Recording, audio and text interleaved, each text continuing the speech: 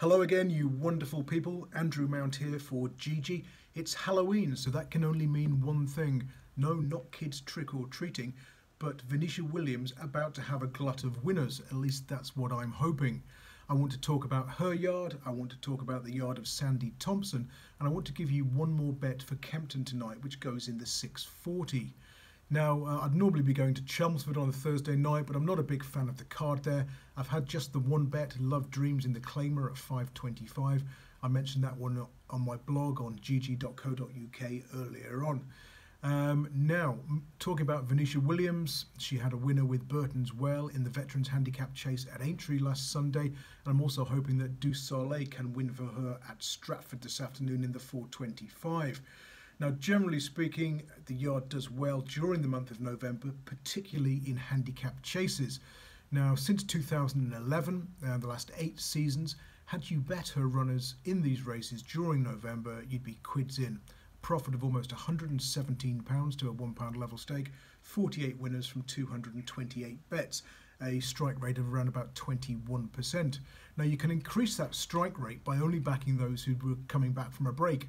150 days or longer, the profit goes up to £135, the strike rate increases to 25%, and you're reducing your number of bets from over 200 to round about 130 odd, so that makes it a little bit more manageable. She's only had one losing year in that 8-year period. That was in 2017, when a very dry autumn and early winter meant that her horses weren't quite as forward as they usually are at this time of year.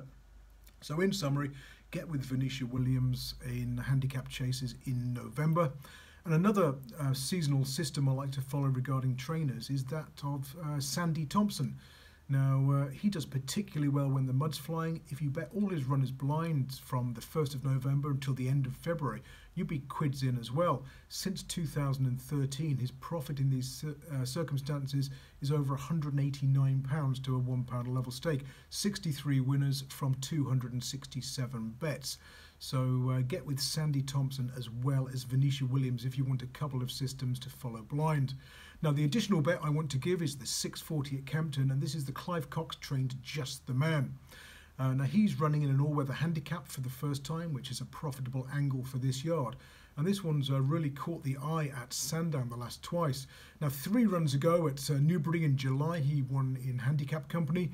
He then went to Sandown, and Sandown on the round course this season is massively favouring horses who've come late and wide, more towards the middle of the track.